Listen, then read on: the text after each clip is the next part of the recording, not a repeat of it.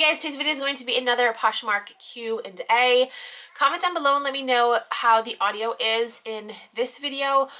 On my previous video, I had my little, I don't even know what I did with it, but I had my little windscreen thing on. So I'm hoping that was what affected the audio. I was vlogging outside earlier before I filmed that video, so I'm hoping that that's why the audio was off.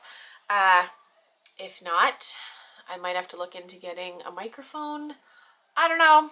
But comment down below and let me know if the audio is better.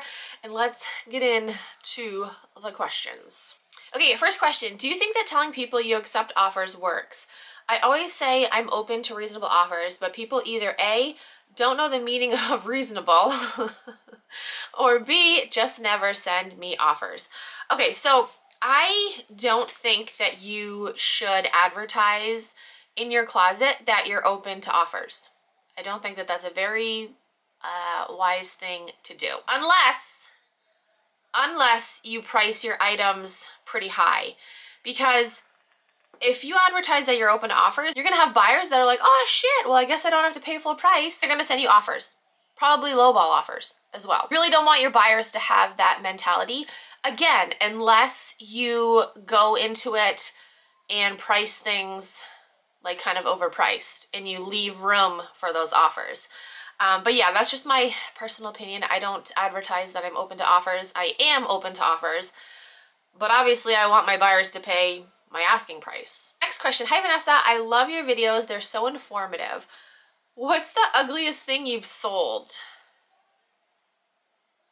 The ugliest thing I've sold. I try not to buy ugly things. I guess I sold, and I don't want this to offend people, I sold a pair of shorts that had like a cat print on them, and I thought that those were kind of ugly. Like I just didn't like the color combination. If I can find a picture, I'll like insert a picture of what they look like.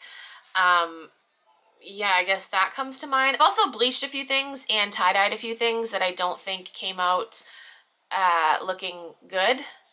So yeah, I would say the first thing that came to mind were those cat print shorts.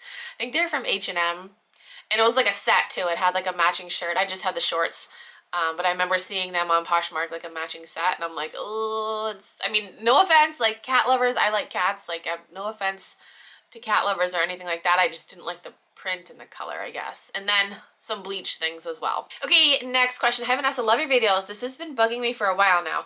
Why do people go through and like 6,000 of my listings with no intention of purchasing anything? That is the $1 million question. It could be for many reasons. You know, it could just be that they are trying to be active on the app and they're trying to stay engaged with people. It could be that they don't really know what the like feature on Poshmark is for. They, and I think a lot of people do this, they get it like kind of confused with Instagram.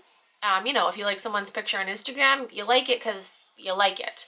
And maybe some people think that that's what likes are for on Poshmark, not necessarily because you want to buy it. It could be the B word, a bot. Absolutely. One suggestion though is not to sleep on people that like a lot of things. I actually had someone come through my closet just the other day and they liked 25 things. And I'm like, you know what?